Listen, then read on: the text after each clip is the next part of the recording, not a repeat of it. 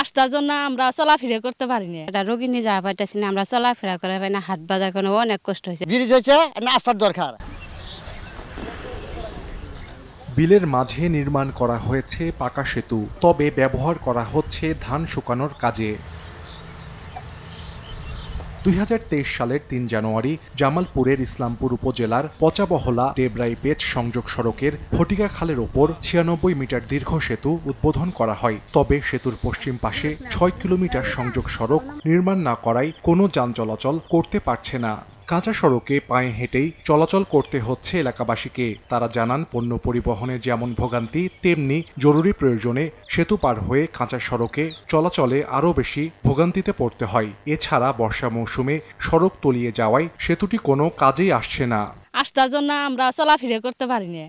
আমরা বর্ষা আইলেন তোরা তো বাড়িতে না বাড়াবার পাই না। আমরা পোলাপান লেখাপড়া করা পাইতেছি না, আমরা এটা রোগী নিয়ে যাওয়া পাইতেছি না, আমরা চলাফেরা করে পাই না, হাট বাজার কোনো অনেক কষ্ট হয়েছে। ব্রিজ হয়েছে না, আস্থার দরকার।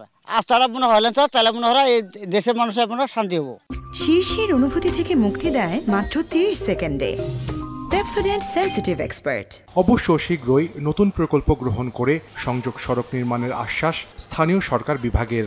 এই রাস্তাটি আমরা অতি সত্বর আমাদের জামালপুর জেলা প্রকল্প থেকে, এটা জামালপুর জেলা প্রকল্প অলরেডি বিভক্ত রয়েছে, আমরা রাস্তাটি উন্নয়নের জন্য সার্বিক পরিকল্পনা গ্রহণ করব। সেতুটি নির্মাণে ব্যয় হয় প্রায় 5,68,96,000 টাকা।